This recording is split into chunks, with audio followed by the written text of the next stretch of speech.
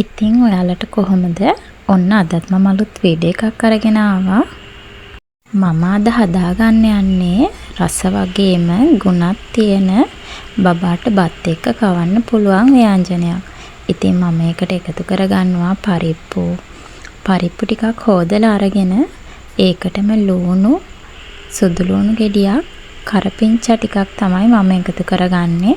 මොකද මගේ බබාට දැන් මාස 11යි. ඉතින් තව මාසෙකින් එයාට ගෙදර කෑම හුරු කරන්න ඕනනේ.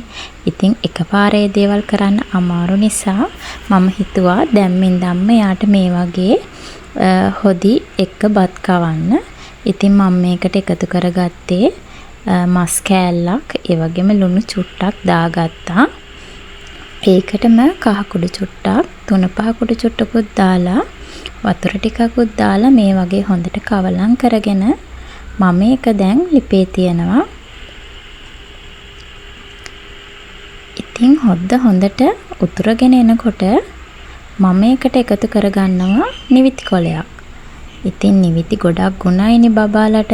ඉතින් සමහර බබාලා ආසාවෙන් කනවා. ඉතින් කන්නේ නැති බබෙකුට නම් මේ වගේ ව්‍යංජනයකට එකතු කරලා දෙන්නත් පුළුවන්. ඉතින් ඒක හොඳට හිඳුනන් පස්සේ මම ඒකට එකතු කරගත්තා පොල් කිරි ටිකක්.